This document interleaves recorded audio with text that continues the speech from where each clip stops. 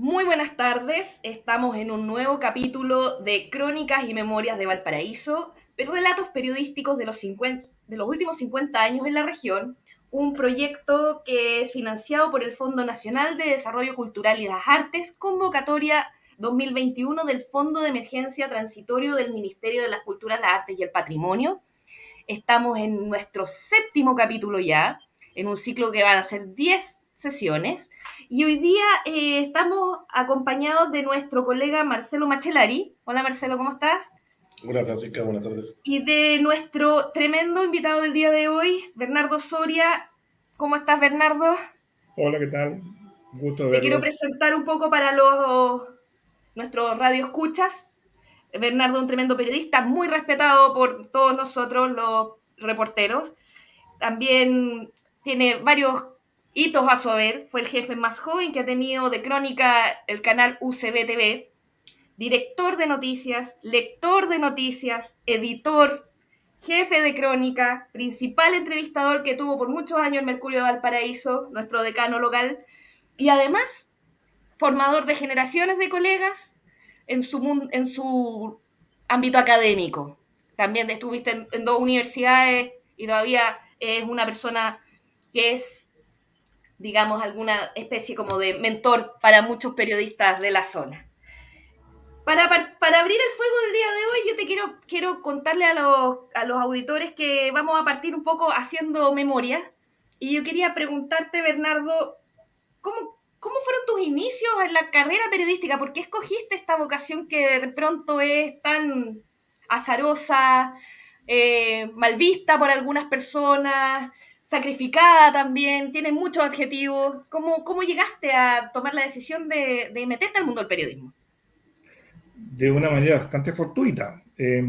Yo no tenía ningún plan de vida cuando iba a entrar a la universidad. De hecho, incluso entrar a la universidad fue una cosa que me cayó. En ese tiempo uno se inscribía en el colegio, ¿eh? Hasta que el profe jefe me puso en el pupitre una cartola para llenarla. Yo no me había planteado esto de que seguir estudiando. Yo creo que mi meta era vivir a costa de mis padres lo más que pudiera, o sea, 50 años. Y como me vi en la necesidad de llenar la cartola, le pregunté yo a mi compañero de curso qué iba a estudiar él. Y él me dijo periodismo. Y le pregunté al de atrás, que era mi amigo, y le pregunto, ¿y tú qué vas a estudiar? Periodismo. Y yo puse periodismo en primer lugar porque tenía la idea bastante tonta de que íbamos a quedar los tres. Postulé a la Universidad de Chile, en primer lugar, solamente en la Universidad de Chile, y en la Universidad de Chile de Valparaíso, sede de Valparaíso, y postulé a 3 carreras solamente. A una universidad hay 3 carreras. Periodismo en primer lugar, después Derecho, y luego Filosofía, que son las cosas que a mí me han interesado desde siempre, creo yo. Por tanto, no tengo ninguna respuesta heroica para decir por qué estudié periodismo. Huelga decir que el único que quedó en periodismo de los tres fui yo. Pero además debo decir que yo lo he pasado muy bien en la carrera de periodista, que no me equivoqué, que en realidad era la carrera que estaba predestinada a mí. Y también debo decirles que yo no le conté a nadie en mi familia que estaba estudiando periodismo, y en mi casa pensaban que yo estaba estudiando pedagogía en algo, hasta que un día escuché a mi mamá que, conversando con una vecina, le decía: Bernardito es para ser profesor. Y yo le dije: mamá, por la ventana, me acuerdo, le dije: no, no, estoy estudiando periodismo. Así fue como yo entré en este mundo. Bernardo, y una cosa, entiendo que, bueno, te gustó la carrera y ya en tercer año empezaste a trabajar y en un seminario, pero de ahí salta a Canal 4 cuando tú pensabas que tu futuro estaba en los diarios, tú decías, eso pensaba ya trabajar. ¿Cómo llega a UCB Televisión? A mí la carrera me resultó muy fascinante. Hay que decir que en esos tiempos estudiar periodismo era complicado. Había solamente 3 carreras de periodismo en Chile. Eh, y, y yo lo pasé muy bien. Yo creo que me resultó todo fácil porque a mí me gustaba todo lo que ocurría en la carrera. Tuve 2 años de literatura, me acuerdo, literatura moderna y contemporánea. Eso me cambió la vida. O sea, Yo, un chico que había leído unas pocas cosas, de repente me puse a leer mucho, mucho, mucho, porque todos mis compañeros eran muy lectores. Qué diferencia con lo de ahora.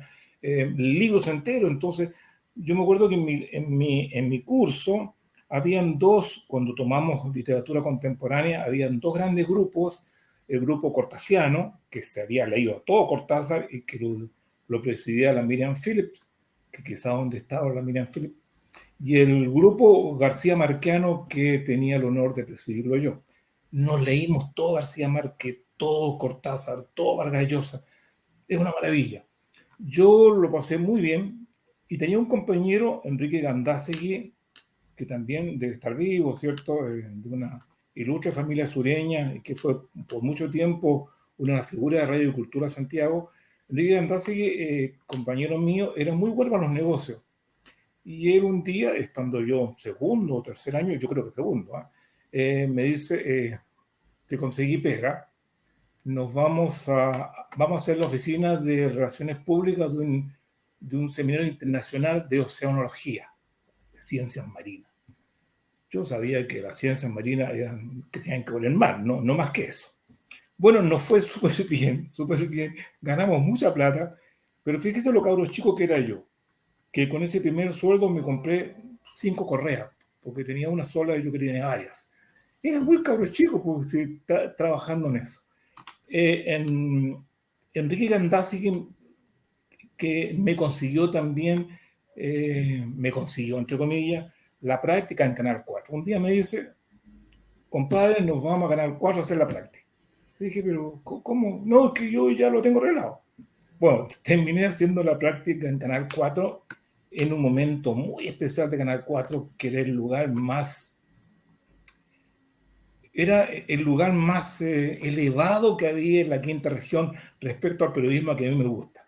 El departamento de prensa de Canal 4 tenía más gente que la Crónica de Mercurio, pero además estaba dirigido por una serie de personas, todas muy habilosas, que además cultivaban el cine, eran todos críticos de cine. Y aparezco ahí yo con 20 años en ese mundo que me enriqueció muchísimo. Mi paso por Canal 4, 8 años, terminé siendo jefe de crónica, fueron inolvidables y de formación muy sólida. Tenía yo a Agustín Esquella como secretario del canal, a 2, 3, 4 críticos de cine. La parte periodística la dirigía Juan Mirvalis, un excelente jefe de prensa. Fue un momento muy, muy, muy notable para una persona que se estaba iniciando en el oficio. Canal 4 puso tanta confianza en mí que me dio una serie de tareas que yo no le habría dado a un cabro chico. Leer noticias, dirigir noticiarios, trabajar en producción, hacer libretos, la maravilla. Entiendo en ese punto que fuiste libretista de un programa de Silvia Piñeiro, de una comedia de Silvia Piñeiro también. Sí, claro. Con otro colega hacíamos los libretos que nos matábamos de la risa. Era un programa bien raro que se daba de noche y la Silvia Piñeiro hablaba desde la cama antes de irse a dormir. Y los libretos eran muy chispeantes, ella era muy chispeante, por cierto, y con estos libretos, cuando los hacíamos, más o menos, y nos imaginábamos lo que iba a hacer y con los gestos que iba a hacer, era muy, muy, muy divertido. Hay que decir que no todo lo hice bien. Por ejemplo, yo como lector de noticias no era bueno, para que estamos con la sea. La dirección de noticiero tampoco era mi vocación. Pero, por ejemplo, trabajé en edición de reportajes. Logré cierta experticia en eso. Y eso me gustó mucho. Bernardo, ¿te puedo interrumpir? Como, sí, claro. Para que le puedas contar un poco a nuestros auditores cómo era esa labor periodística que se hacía en un canal de región que en ese momento debe haber tenido bastante mayor importancia que la que tuvo últimamente UCB TV, considerando que era un canal universitario. Y además con la confianza que te dieron de ser tan joven y con tanta responsabilidad, ¿cómo era la sala de prensa? ¿Cómo funcionaba en esa época? ¿Cómo armaban las pautas? ¿Cómo era el trabajo periodístico diario? A ver, primero que nada, que Valparaíso era una ciudad importante en el periodismo. Habían dos diarios, el Mercurio de Valparaíso, por supuesto, La Unión, todavía existía La Unión, y Canal 4, que tenía un departamento de prensa muy poderoso. El departamento de prensa estaba dividido en dos áreas, la área de crónica, que eran los noticiarios, y un área donde yo empecé a trabajar, que era de trabajos especiales, que hacía un programa dominical que se llama Así Fue, y hacía una serie de pequeños reportajes que se insertaban en noticiarios. Eh, trabajaba mucha gente, y trabajaba además no el periodista normal, Casa Noticias, sino que también el tipo que hacía comentarios, el tipo que hablaba de libros. Entonces era un mundo muy rico dentro de la profesión, Pero yo además me daba cuenta que Valparaíso era un lugar importante en periodismo. Hay que decir que esto estamos hablando del año 69, 70, 71. Eran momentos bien importantes en el país también. Eh, por cierto, que eso ha cambiado. O sea, hoy día los medios subsisten a duras penas. ¿Cómo se sintió el golpe? Porque ya hasta el año 71, toda la época de la OP en el canal, pero después viene el golpe. ¿Cómo se sintió en el canal? ¿Qué pasó ahí? Porque no intervinieron. Bueno, sí. El equipo de trabajos especiales lo presidía, lo dirigía Gustavo Boye, que es un notable periodista de la zona, que es de los tres Boye, que eran tres hermanos y los tres eran periodistas: Otto Boye, Enrique Boye y Gustavo Boye. Gustavo Boye había sido profesor mío y dirigía este equipo de especial. Nosotros en el programa Así Fue estábamos monitoreando semana a semana lo que estaba ocurriendo en el país, y por supuesto nos dábamos cuenta que el golpe venía. Incluso si alguna vez recogí yo el último libreto, y el libreto del día anterior al golpe, el golpe fue un martes, el noticiero salía domingo, nosotros dábamos por hecho casi que el golpe venía. El día del golpe, toda la gente de Canal 4 llegó al canal. Y por llegar todos, nos quedamos todos adentro, porque hubo toque de queda al mediodía y estado de sitio y cosas así. Entonces nos quedamos todos encerrados. Pero fue muy bonito porque llegó todo el mundo a trabajar como un día cualquiera. Estábamos viendo que estaba pasando algo importante. No pudimos hacer nada porque no nos permitieron salir al aire, y en los días posteriores algunas personas fueron detenidas. Agustín Esquella hizo un trabajo notable rescatando gente, periodistas y camarógrafos y otros funcionarios, y en poco tiempo nos pusieron un militar como fiscalizador interno. Fueron días complicados, pero fueron días complicados no solamente para Canal 4, sino para todo el país. Y desde el punto de vista, Bernardo, del trabajo periodístico, ¿cómo era trabajar con un interventor? ¿Cuál era la figura? ¿Tenía incidencia directa en la pauta de prensa? ¿Tenías algún relato, algún recuerdo de Sí, alguna situación especial? absolutamente. Como yo era reportero, no, él se relacionaba fundamentalmente con los jefes, pero todo pasaba por esta censura. O sea, nada que no tuviera el visto bueno de este personaje, ¿cierto? Que entiendo, yo alguna vez lo vi, era un marino. Agustín Esquella sí tenía que tratar con él, porque Agustín Esquella era el secretario general del canal. Fue un día complicado, pero yo creo que yo lo veo desde Canal 4, que yo supongo que había un interventor también, y sé que lo hubo en el Mercurio Valparaíso y en todos lados. La prensa era uno de los lugares sensibles para la Junta Militar. Y tú, pues, tu salida de Canal 4, ¿por qué tú dejas el canal? ¿El cambio cierra el área de prensa? ¿Cómo fue eso? Bueno, comienza la gran decadencia de Canal 4. Canal 4 empieza a declinar, se va gran parte de esta gente que yo te hablaba, que iluminaba este medio de comunicación, que lo manejaba la Católica. No habían privados de por medio. Después, Ustedes saben que Canal 4 entregó todo a los privados, ¿cierto? Pero en el tiempo lo manejaba directamente en la universidad. Hay que decir que Canal 4 ya está despejado, es el primer canal que tuvo Chile, ¿cierto? Con la transmisión de la Plaza Victoria y todo el asunto. Hay otros canales que han inventado una historia así más antigua, pero la verdad es esa. Sí, y empieza a irse la gente, empiezan a despedir gente. Yo lo pasé muy bien. Entre todo lo que yo he tenido, quizá el más reconfortante, regocijante ha sido este. Yo era muy chico, por tanto las penas me eran menores. Cuando uno es joven, las penas son menos. Y yo me daba cuenta, por ejemplo, cuando echaban gente, andaba la gente por los pasillos gritando, están echando. Era muy divertido, o sea, hacíamos del dolor una cosa divertida. Fui el último en irme.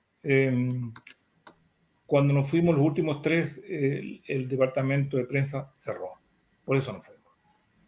Hay que decir una cosa, yo recibí el premio regional de periodismo estando en el Mercurio.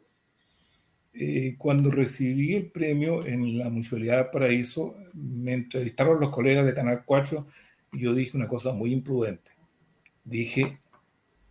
Todos me dijeron, Bernardo, tú fuiste figura en Canal 4 y ahora en Mercurio. Y yo dije, me siento prestado en el Mercurio. Yo siempre seré Canal 4. Qué injusto para Mercurio. ¿Y cómo viene después? ¿Directo al Mercurio? ¿Pasa después de Canal 4? Estuve 1 o 2 semanas cesante. Estaba más preocupado mi mamá que yo. Cuando recibo un llamado telefónico del jefe de informaciones del Mercurio, Jarón Mesía, al cual yo no conocía, y me dice que él ha seguido mi carrera, yo no sabía que tenía carrera, y que había un cupo en el Mercurio. Perdona, Bernardo, ¿qué edad tenías cuando llegaste al Mercurio, más o menos, para hacer una idea de cuando tú dices tu carrera y lo dices como en un tono irónico, porque no eran tantos años, sino más bien experiencia? A ver, yo diría que entré como estaba en segundo, estaba en tercero de la universidad, 20 años serían, o 21, y estuve en total 8 años en el Mercurio. Yo tenía 28 años, por ahí. Y entré un martes, y aquí otra casualidad, entré el mismo martes en que entró a trabajar en el Mercurio de Paraíso Abel Breves Azoka.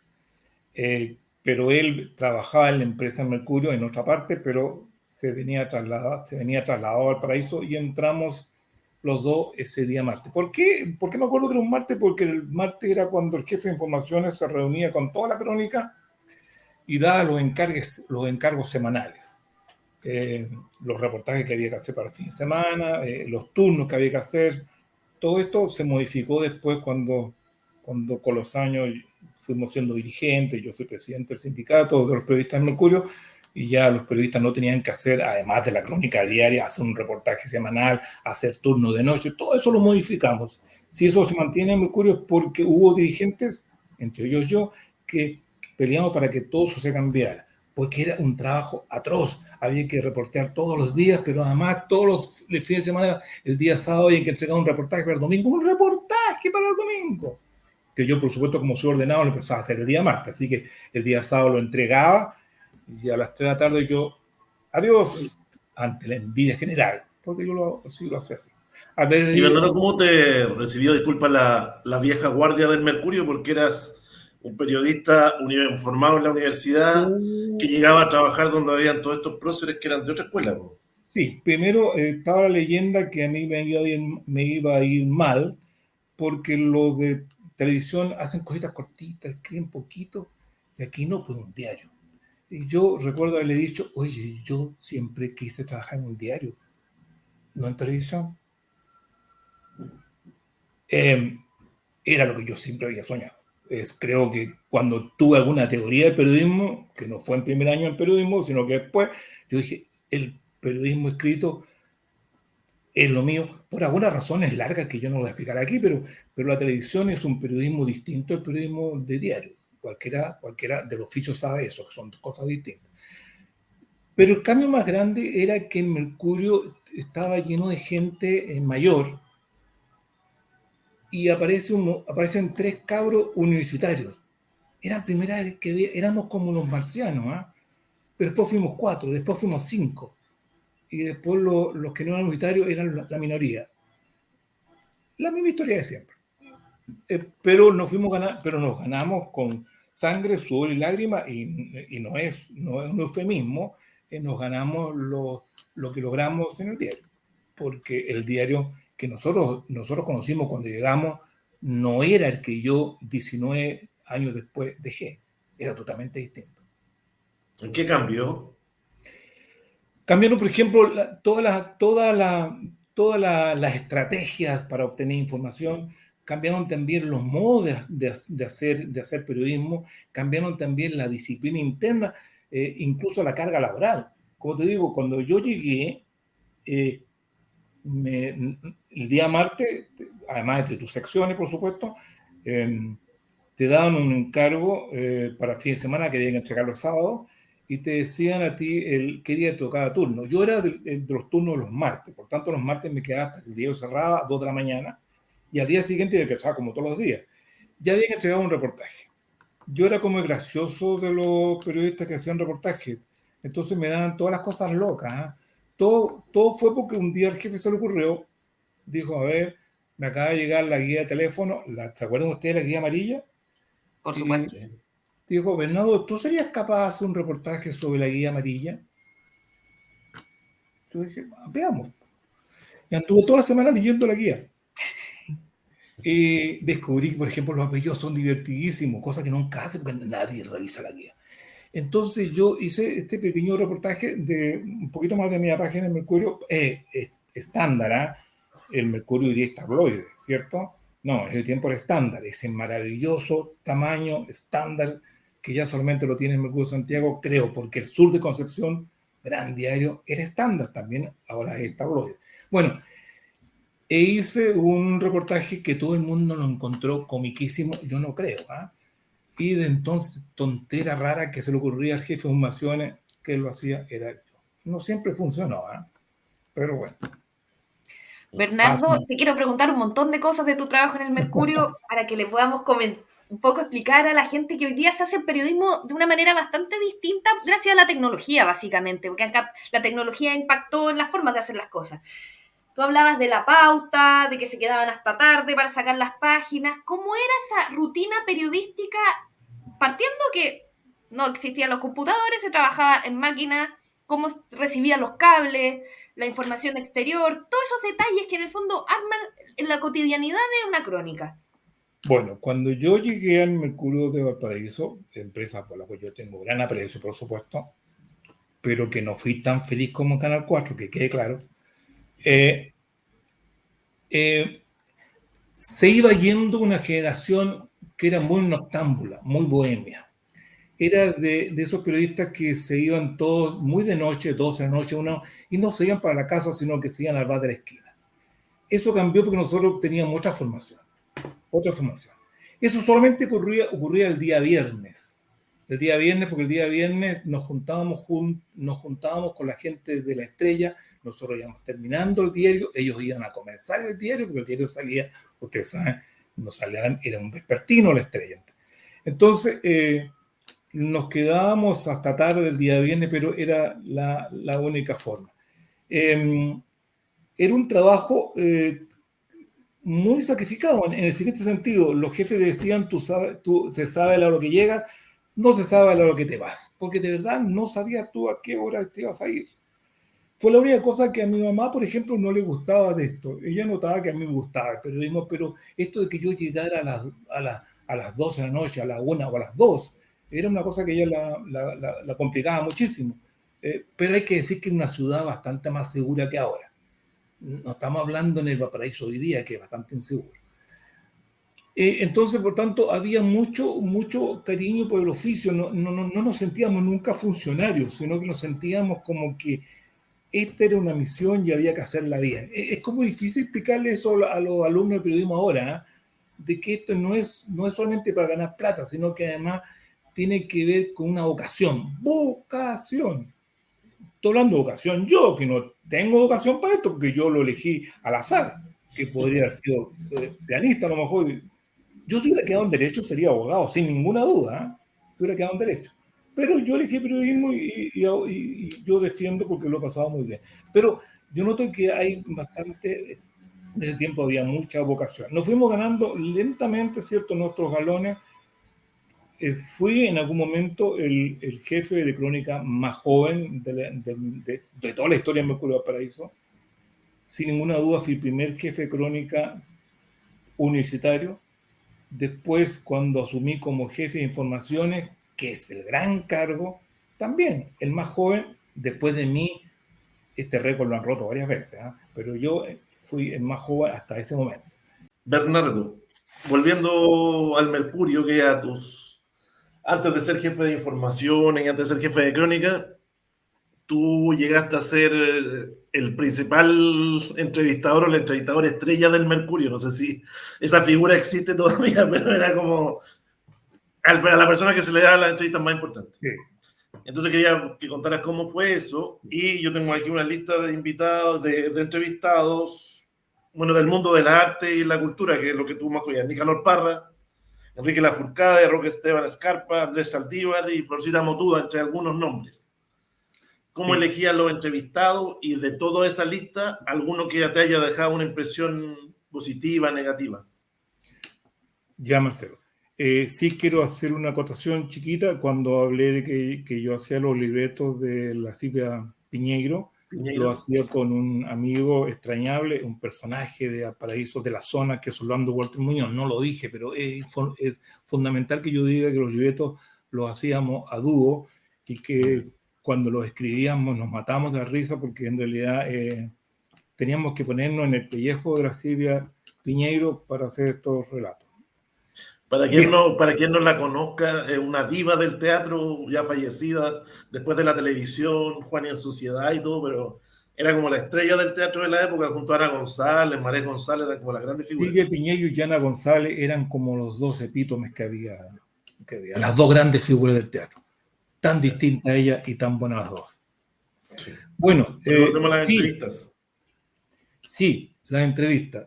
Bueno, como les contaba yo, me tenían para hacer las notas graciosas, ¿cierto? Pero también para hacer entrevistas. Sí, hice entrevistas, muchas entrevistas y algunas muy divertidas. Por ejemplo, la entrevista a Florcita Motuda. Hay que decir que Florcita Motuda, yo lo admiro, ahora está un poco gaga, pero fue un músico notable, adelantado al tiempo. Son tiempos de Tenero, gente, esa cosa yo la escucho y a mí me estremezco porque está 30 años antes de la música. La gente adora a los prisioneros. Florcita Motuda es superior, pero es superior. Es como la música dodecafónica, música clásica. Sí, el tipo está adelantado 30 años. Bueno, entre las cosas raras que yo he hecho, fui jurado del Festival del Guaso, representación del Mercurio. Eso de levantarse y darse vueltas a salvar al público así, ¿eh?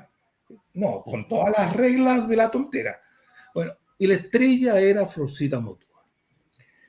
Me acerco a Florcita Motuda y le digo que lo quiero entrevistar. Y él me dice, sí, compadre, no hay un problema, pero sabe que como la entrevista va a ser larga, yo lo invito a que usted me acompañe a trotar mañana en la mañana y hacemos la entrevista mientras trotamos. Y ahí estuve yo trotando al lado de Florcita Motuda para hacer la entrevista, que salió muy divertida por lo demás. Y el tipo era muy habiloso, pero los años pasan, pues. Entrevistas notables. Enrique Lafourcade. ¿Nicanor Parra? Nicanor Parra, por supuesto.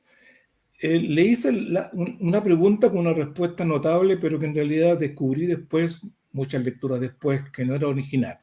En un momento de la entrevista, Nicanor Parra vino a leer poemas en la Universidad de Santa María.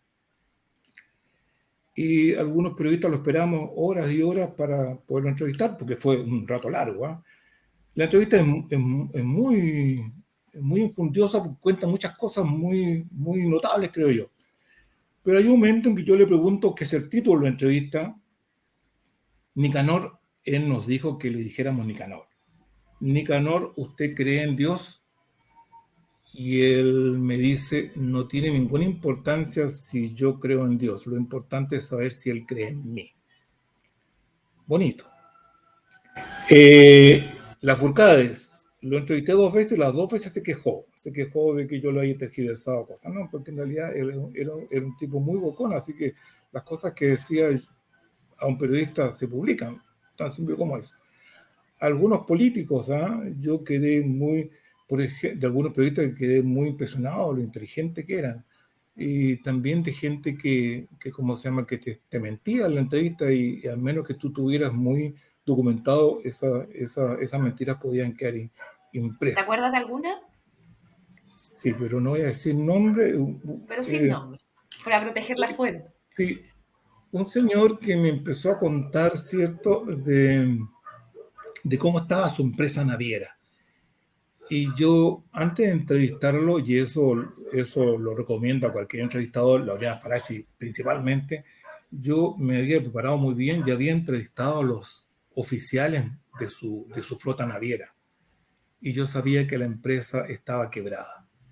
Y voy a entrevistar al presidente de la empresa y me cuento todo el cuento, lo bien que está en el desarrollo. Le digo, pero ustedes están a punto de la quiebra, y saco cifras. El tipo se derrumba así. Bueno, esa empresa naviera hoy día no existe porque quebró. Lo grave es que era la empresa marítima del Estado de Chile, Empremar. Ustedes han escuchado hablar de ella, ¿no? Empremar. Alguna vez este país tuvo una empresa naviera estatal, ya no existe. Oye, Bernardo, ¿y cómo fue trabajar en el Mercurio de Valparaíso en una época, porque tú entraste a trabajar en la década de los 80, la última etapa de la dictadura, y desde ahí te tocó cubrir algo, alguna cosa que entraras en conflicto, que tú dijeras, ¿sabes qué? Tengo que decir esto, pero en realidad yo creo que no es eso. ¿Te Sí, pasó? ¿Tuviste esos conflictos?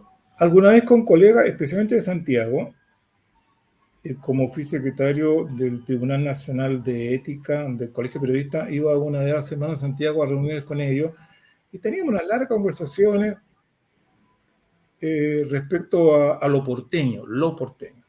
Primero ellos hacían notar que yo no hablaba como ellos. Bueno, yo hablo porteño.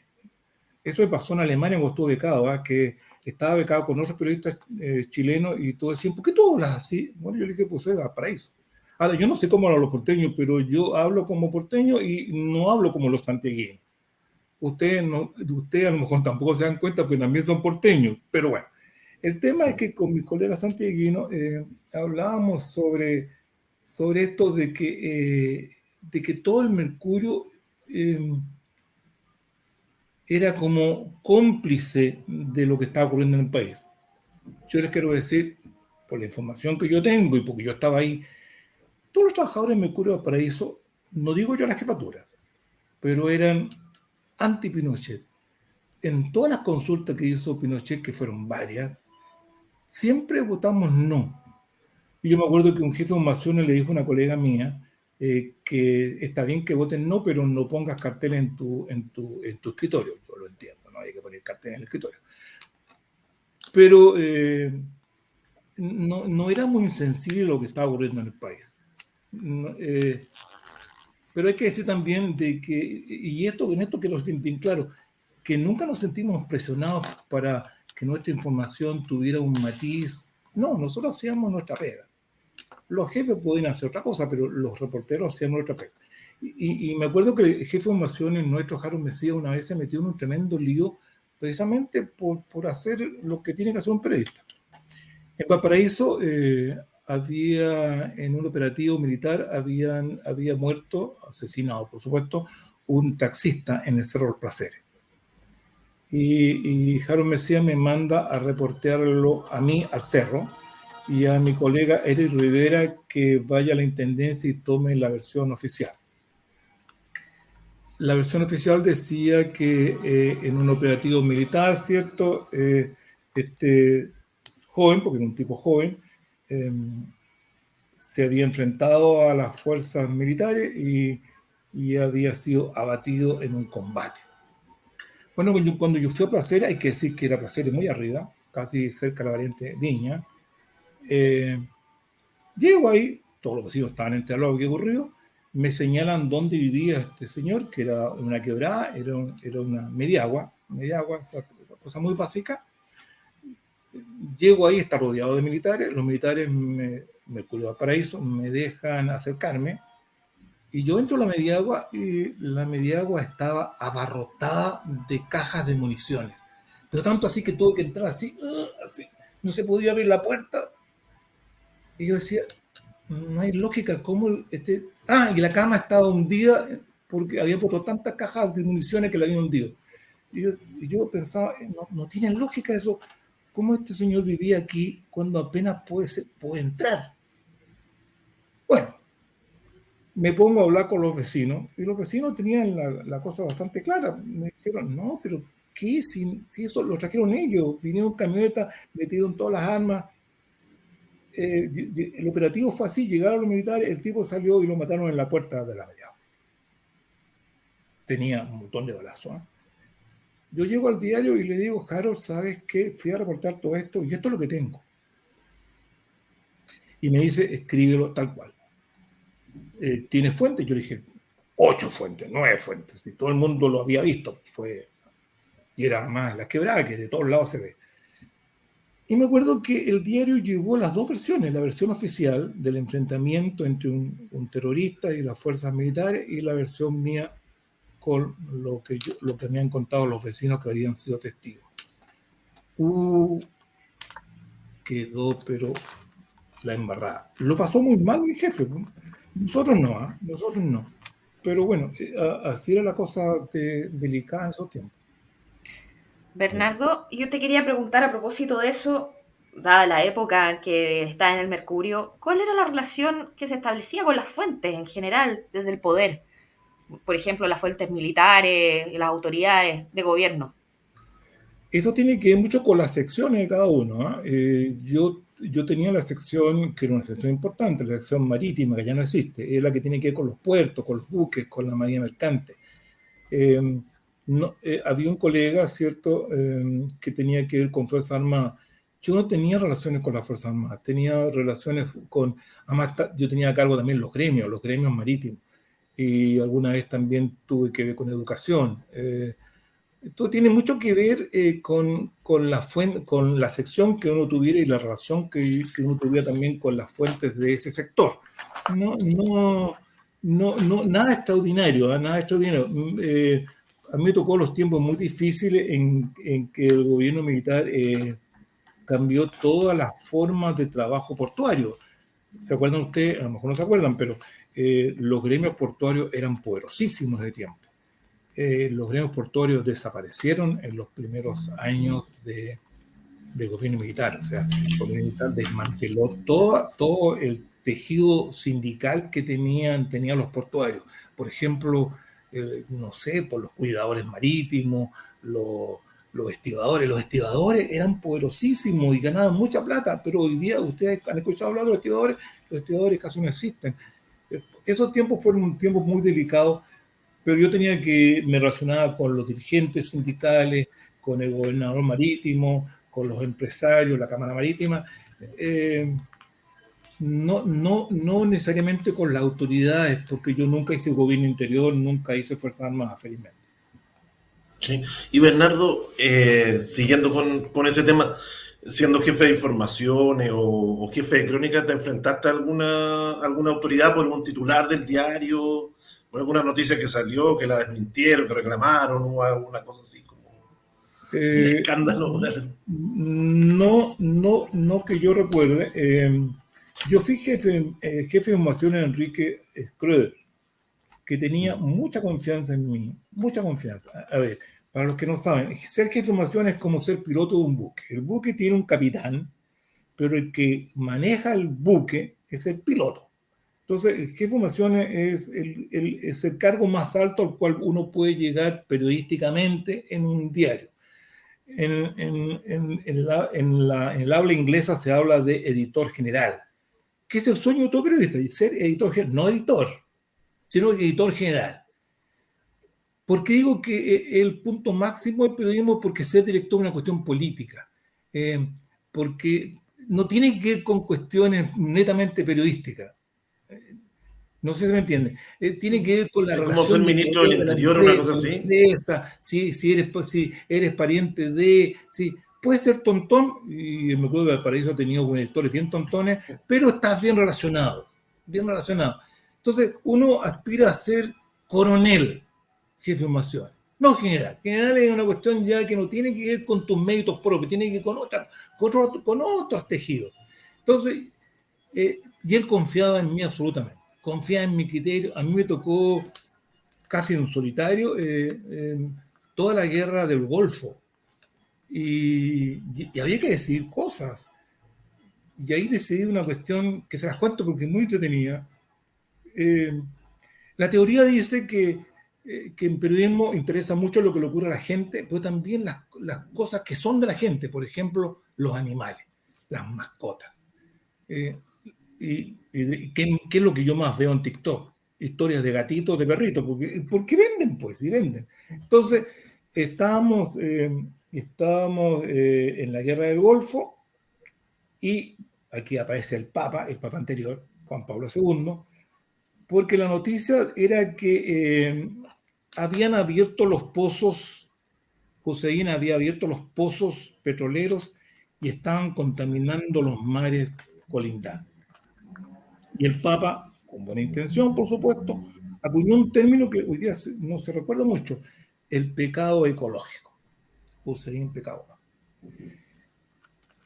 Y las empresas que distribuyen fotografías nos hicieron llegar muchas fotografías, por supuesto, pero en una de ellas era un patito, que estaba embadurnado de petróleo.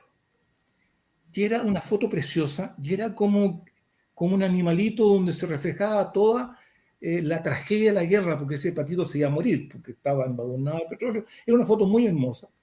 Entonces, estamos decidiendo la foto principal del diario. Yo llamo al jefe de crónica, la jefe de crónica, que era Rosa Zamora, y algunos otros editores, y les pregunto, miren, vamos a llevar una foto grande de la guerra, y estas son las fotos que yo propongo que llevemos. No siempre yo preguntaba eso, ¿eh? Generalmente lo resolvía con la jefa de crónica y con el jefe de fotografía. Pero aquí metí más gente al baile. Y todos me dijeron, patito. Y era más mi foto. Llevamos el patito. Era una foto preciosa. ¿Me entiendes? Esto es un patito agonizante. No es una persona, es un patito agonizante por este pecado ecológico de la apertura de las torres petroleras desaguando hacia el mar. Al día siguiente veo que Mercurio Santiago, ¿qué foto lleva? Patito. La tercera, patito. El Chanquihue, patito. No sé,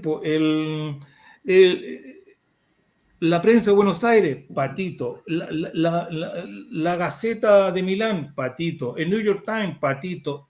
Todo el mundo llevaba el patito. Ustedes dirán, ¿y aquí sacaba el cuento? No sacaba el cuento aquí porque es mucho más entretenido todavía. Bueno, yo al día siguiente no doy explicaciones porque estábamos, miren, si el New York Times llevó el patito, el Mercurio Valparaíso no lo hizo mal. Bien, jefe. 2 días después nos enteramos de que el patito, la foto del patito, que la distribuyó la Reuters, me parece, es bien importante que yo diga me parece, porque a lo mejor no es Reuters y esta es una mancha por siempre, la empresa la había recibido del comando norteamericano. Y el comando norteamericano la había inventado el laboratorio. Era parte de las estrategias de guerra. ¿Cómo estamos? Todos Terrible. pisaron el palito. Todo el mundo, incluido Nardo Soria, me acuerdo para eso. ¿Hay alguna cosa que haya, algún error del que te arrepientas, alguna cosa que no cubriste o algo que no quieras recordar? No, sí, yo por supuesto que cometemos errores. Sí, los errores son perdonables. Las desidias no, sí, claro. CG Innovaciones la reunión de las 11 es cuando uno se enfrenta a todos los editores, que uno tiene todos los diarios y dice, Arte y Cultura, ayer se inauguró el Festival de Cine en Viña y no llevamos nada. Y el editor de Arte y Cultura te pone repentinamente tartamudo Sí, claro. Sí, claro. Sí, cometemos muchos errores, claro. Eh, Este es una profesión de alto riesgo, pero también muy entretenida, muy entretenida. Uno no se aburre haciendo esto. Pero Bernardo, yo noto Bernardo, yo te diferencia. quería preguntar ya, porque pronto se nos Sí, acaba sí, este espacio y está sí. sumamente entretenido. Te quisiera preguntar mil cosas, pero no quiero dejar de conversar de cuál es tu mirada como docente, académico, del periodismo actual y de las nuevas generaciones de periodismo, de cómo trabajan y la mirada que tienen sobre las noticias y la emergencia de las redes sociales como una tremenda canal de información para la ciudadanía y todo lo que conlleva este cambio cultural, tecnológico, como quieras llamarle.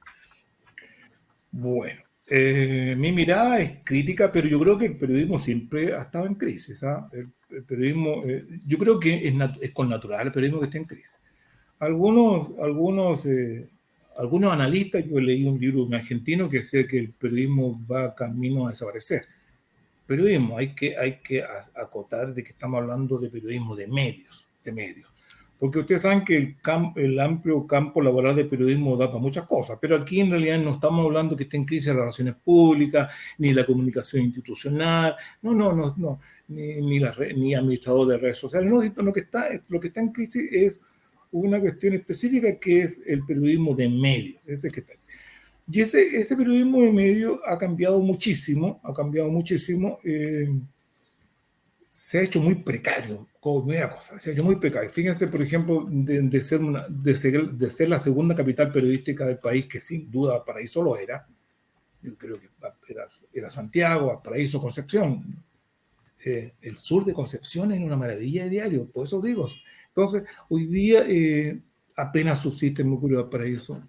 La estrella es la estrella está asegurada porque como los crímenes están aumentando, o sea, está asegurada la estrella.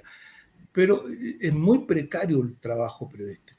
Pero por otro lado, también tiene que ver, ¿cierto?, con las nuevas tecnologías. Y aquí uno se hace la siguiente reflexión. Está bien que nos hagamos preguntas y preguntas, pero debemos tener algunas cosas claras.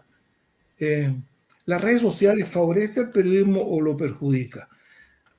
Las redes sociales no tienen filtro, el periodismo sí tiene filtro, pues el periodismo, aunque se trabaja contra el tiempo, hay filtros, mientras que las redes sociales no. Un tipo recibe cualquier cosa de que, a ver, un amigo mío todavía cree que Hitler está vivo, por favor, haz números. Si Hitler estuviera vivo tendría como 120 años, no puede estar, está vivo y en Argentina, porque él tiene datos que está vivo y en Argentina. Sí, no, porque lo leyó en las redes sociales, o sea, las redes sociales permiten cualquier cosa.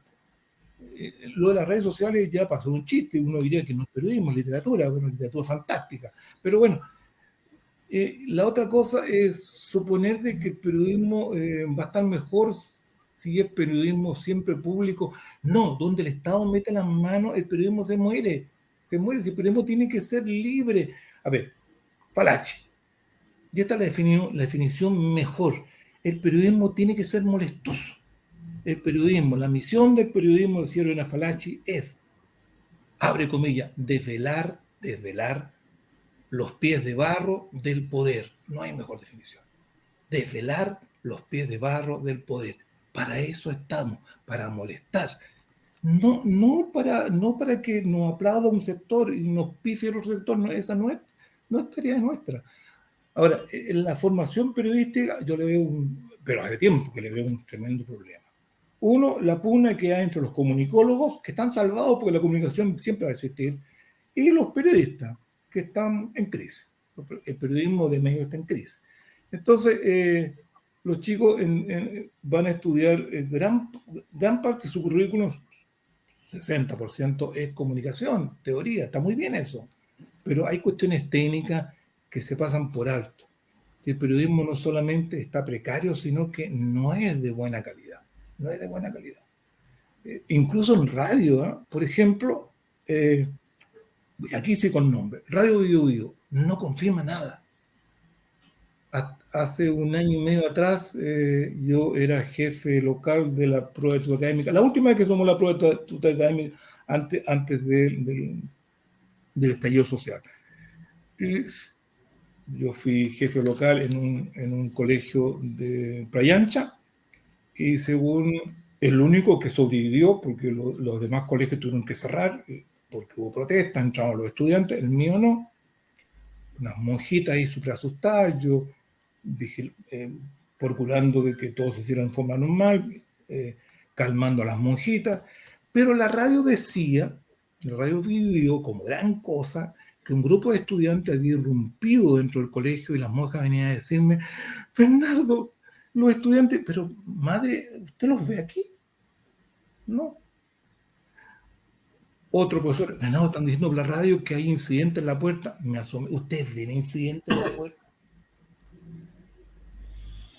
Confirmar, muchachos, no importa llegar, si uno no llega primero, no importa, pero llegar bien, tal como dice la Llegar bien. canción. No es importante llegar primero, lo importante es llegar bien. Exactamente. Marcelo, ¿quieres hacer alguna pregunta antes de que terminemos Sí, esta entrevista que ha sido muy interesante sí, con muy Bernardo interesante. Flores? No, Bernardo, porque, bueno, de alguna manera lo tocaste al final, una parte importante de tu trayectoria tiene que ver con lo académico, en paralelo a tu trabajo ya en el Mercurio del Paraíso, empezaste a hacer clases, en la Universidad de Viña del Mar y la Universidad de Playa Ancha principalmente, pero también en la Católica y otras universidades. ¿Cuál dirías tú que es lo que quisiste en esos años como académico y después como director de carrera, jefe de carrera, transmitir a los alumnos de periodismo?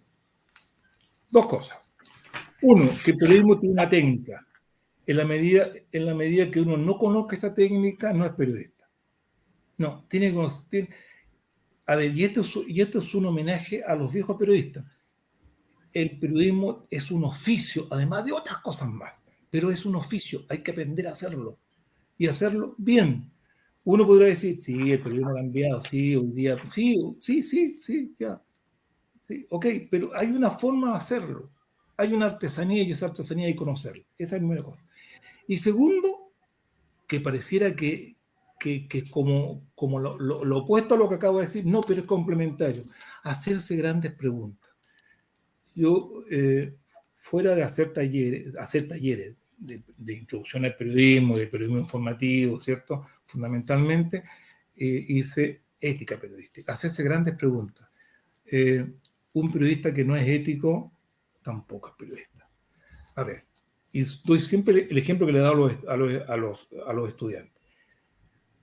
¿Por qué un médico que está al lado de una persona que está siendo maltratada, este médico no solamente es cómplice, sino que deja de ser médico porque el médico no estudia, no existe la medicina para ayudar al verdugo a torturar? No, en ese momento éticamente esa persona dejó de ser médico. En el periodismo ocurre igual, pero por supuesto que nadie lo toma tan en serio. No tan en serio. El periodismo igual, hay ciertas cosas que uno no debe hacer y en la medida que las haga, deja de ser periodista. El chiste es el siguiente, los médicos, ¿cierto?, entierran sus errores. El periodista los publica. Y la formación intelectual es clave porque, lo has dicho tú, no se puede encontrar todo en Google. ¿Qué? Se encuentra en Google, pero no es llegar y googlear. No es lo mismo leer un libro que googlear una información sobre determinado tópico. Nunca va a ser comparable. Puede ser una ayuda, pero nunca va a ser lo mismo. Sí, la inquietud intelectual de los chicos que estudian periodismo es fundamental. Pero hoy día estudia mucha gente, yo he escuchado ideas como esta. ¿Por qué estudiaste periodismo tú? ¿Qué es la primera clase de introducción? ¿Por qué estudiaste periodismo tú? Porque me gusta viajar, profe. Ah, bien, ya, sí. Puedes estudiar turismo también y sí, cumpliría claro. lo ¿Y mismo. por qué tú? No, porque yo en realidad ganar plata. Ganar plata con el periodismo, yo creo que te informaron mal. Con el periodismo se gana plata. Por eso que tiene vocación, por eso que tiene esta cuestión de yo lo he pasado muy bien, pero en realidad he ganado plata. No, yo tampoco me interesaba el asunto. Soy clase media, moriré clase media. Bien, nada que decir. Pero los chicos llegan a estudiar periodismo por las razones más locas. Bueno, pero vocación. Esta palabra que hoy día es una palabra como vieja. Uy, ¿qué es eso? El profe habló de vocación. Sí, porque a ti te gusta hacer lo que haces. Que lo hagas aun cuando la remuneración no sea mucha, y que te quedes haciendo esa cosa y hacerla bien, ¿cierto? Cuando nos quedamos en Canal 4 haciendo algún documental, nos quedamos de noche. Era bonito porque estaba dentro de lo que uno esperaba que tenía que hacer. Bueno, hemos visto un poquito de lo que ha sido todos estos largos años. Tu ¿Cierto? trayectoria. Bernardo, bueno, junto con agradecerte por el espacio, el tiempo, y que ojalá a nuestros auditores les parezca interesante lo que son las historias de los periodistas, que son los que en el fondo escriben día a día los hechos noticiosos de la región y que después finalmente son los hechos históricos que van quedando en el legado de las ciudades y van formando de alguna manera nuestra historia cotidiana. Voy a despedir el espacio con mucha lata porque podríamos haber conversado horas, pero bueno, nos veremos en una próxima sesión de Crónicas y Memorias de Valparaíso, relatos periodísticos de los últimos 50 años en la región. Y les quiero dar las gracias nuevamente a Marcelo Machelari que nos acompañó hoy día. Gracias, Marcelo. Y a Bernardo Soria, nuestro invitado del día de hoy, por el tiempo y el espacio que se dio para poder acompañarnos. Gracias, Bernardo. Gracias a ustedes.